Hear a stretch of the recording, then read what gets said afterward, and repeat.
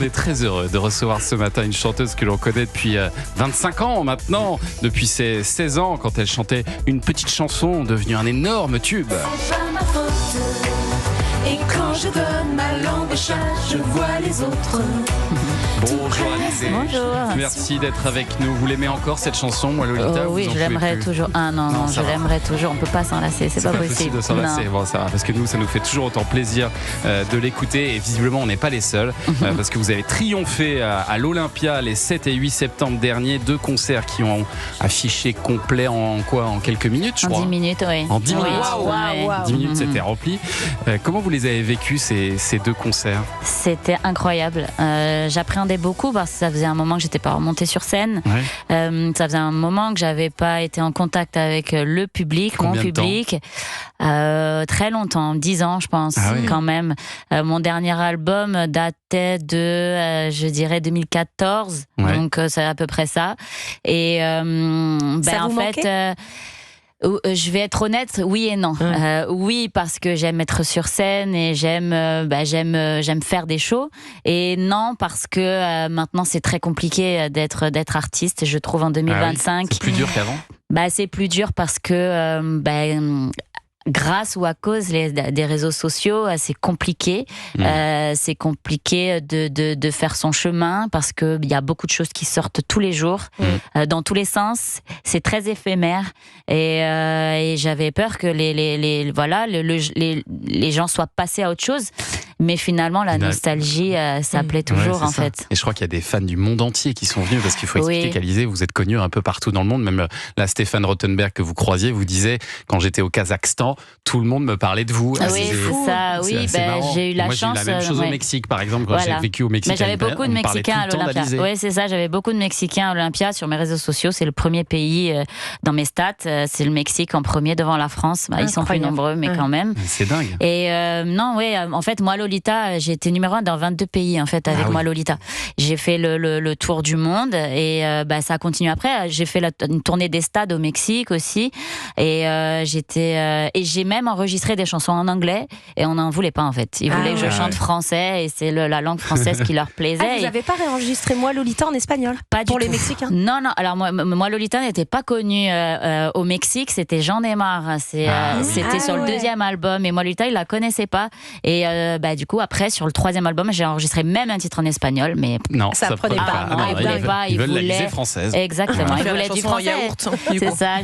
J'étais très fière de pouvoir exporter la langue française. Et alors, est-ce que c'est vrai qu'il y avait Mylène Farmer dans le public à l'Olympia? Oui, le 2e soir, elle est venue.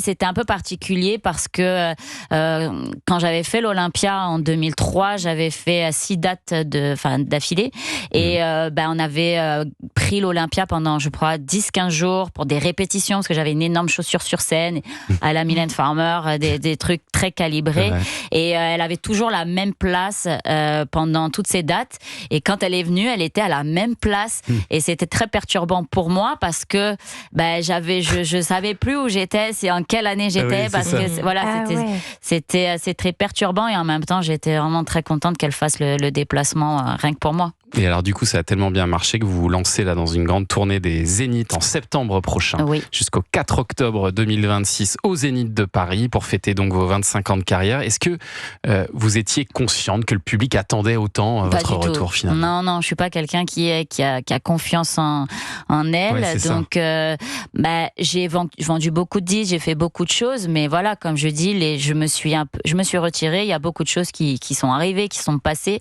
et en fait c'est grâce à mon producteur qui est aussi le producteur de la tournée I Got Feeling, qui réunit les artistes des années 2000. J'ai accepté à la base pour lui faire plaisir parce que c'est un ami de participer à cette tournée et j'ai vu l'engouement du public. Ça marche très fort cette tournée. Ça marche vraiment bien et ça marche pour tout le monde et c'est vrai que ça m'a rassurée un petit peu et je me suis dit alors pourquoi pas, et c'était pas prévu la tournée, elle était vraiment pas prévue et après les 2 Olympias j'ai eu tellement de messages de fans, de médias, tout ça a été, l'engouement a été vraiment vraiment sympa que en fait c'était compliqué de dire non à cette tournée, donc je me suis laissée porter, agréablement portée. Il y a une nostalgie des années 90-2000 en ce moment, on le voit aussi avec Laurie qui cartonne en spectacle. Ça rassure les gens, je pense. Et alors vous, Alizée, sur scène, vous allez évidemment chanter ça.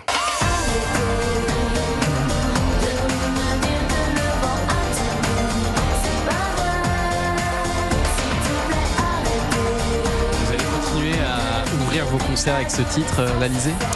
Bah oui, ça, je pense que ça me représente bien, l'Alizé.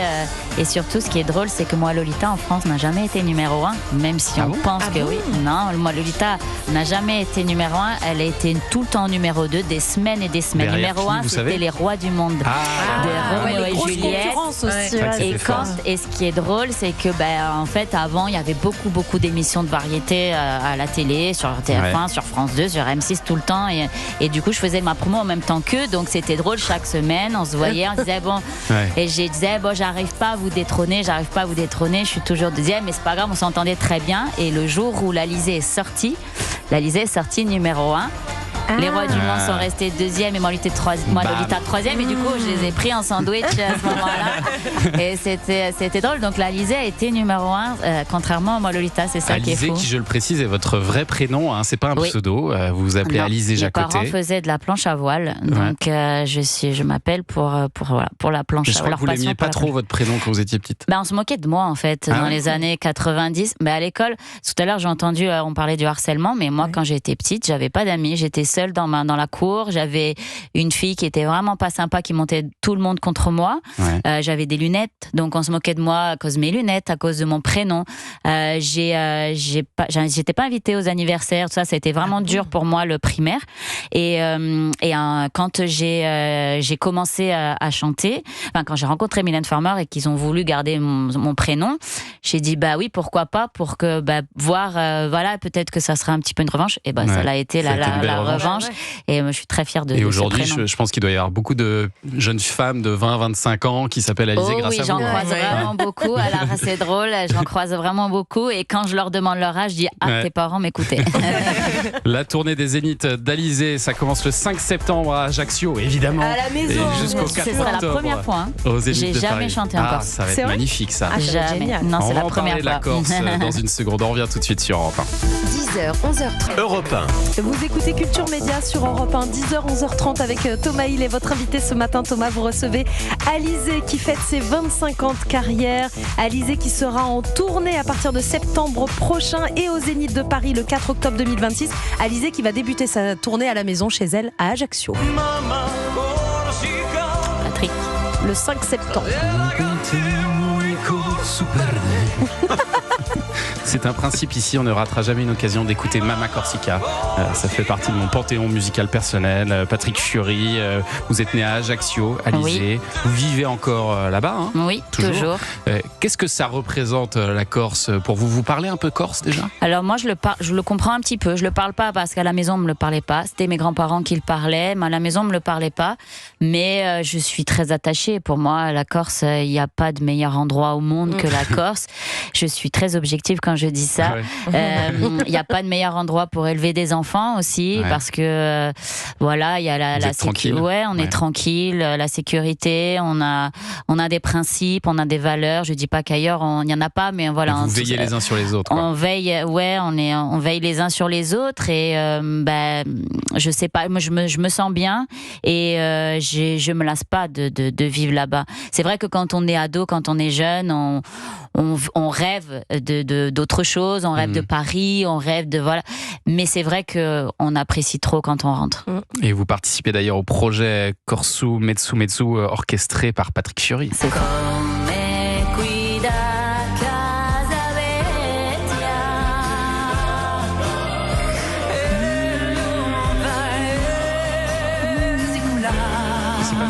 C'est l'autre voix qui chante ce duo. Incroyable voix. Avec Alizé, c'est la voix de Christophe Willem. Ah oui.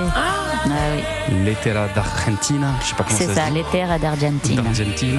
Et en décembre dernier aussi, vous avez accueilli le pape François à Ajaccio. Incroyable. Alors ça aussi, ça a dû être un moment fou, aux côtés notamment de Patrick Fiori. J'ai fait beaucoup de choses dans ma carrière de chanteuse, mais ce moment-là, c'est alors déjà à jamais gravé.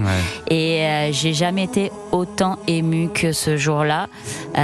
Quand on m'a proposé, quand le cardinal Bustillo m'a appelé pour me proposer, en fait, j'y croyais même pas. Je me disais, mais non, mais c'est improbable. C'est le cardinal qui vous a appelé directement? Oui, exactement. Pas d'attaché de presse, rien du tout. C'est le cardinal directement. En fait, c'est simple, c'est que comme voilà, il fait tout. Non, il est incroyable. Et en fait, il est passé par un parent d'élève parce que je donne des cours de danse avec mon mari.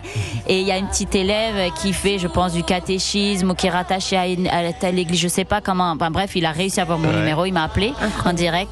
Et en fait, quand j'ai dit oui, non, je savais pas, je vais réfléchir, je savais pas quoi dire. Et au début, j'ai dit mais non, mais en fait, je trouvais ça insensé en fait. Et du coup, j'ai appelé Patrick Fiori, je lui dis voilà, le cardinal m'a appelé, il me dit oui, c'est ça, c'est normal. Ok, alors d'accord, mais l'organisation, ça a été vraiment un bazar. C'était vraiment, c'était compliqué parce que c'est le pape quoi. Voilà, l'organisation, la sécurité, c'était fou. Et en fait, les jours qui ont précédé, moi, je réalisais pas du tout parce qu'Ajaccio était en ébullition, tout se préparait, c'était fou ce qui s'est passé les quelques heures avant son arrivée.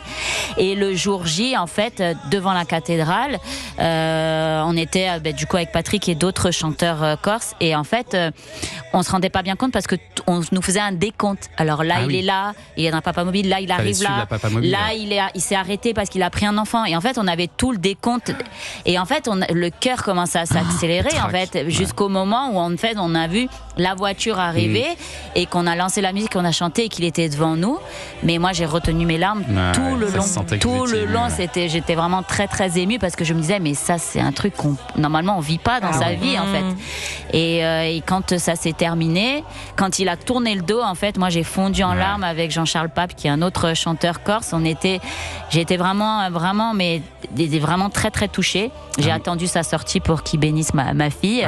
Quand même. Et c'était. Et vous vous êtes parlé un peu avec le pape? Il y a eu un échange? On n'a pas eu, on lui a pas parlé. Il était vraiment vraiment très proche de nous. Mais quand il est sorti, il y avait des gens qui attendaient. Donc moi j'ai fait la queue comme tout le monde avec ma fille. Donc on a eu droit à un petit chapelet, on a eu droit à lui serrer la main, etc. Donc ça a été dingue. Et puis après j'ai eu 1 million de messages. Le premier que j'ai reçu c'est Mylène qui a été émue de me voir. Mylène Farmer qui a été émue de me voir chanter pour le pape. Et alors Mylène Farmer, qui vous connaît depuis très longtemps parce qu'elle vous a découvert comme nous quand vous aviez 15 ans et demi et vous avez crevé l'écran en participant à une émission moi que j'adorais.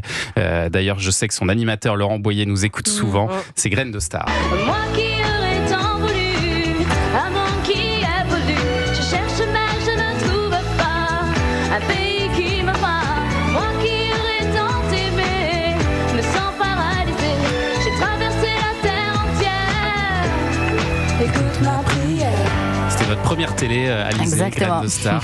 À l'époque, vous dansiez déjà depuis 10 ans, vous chantiez depuis quelques années aussi.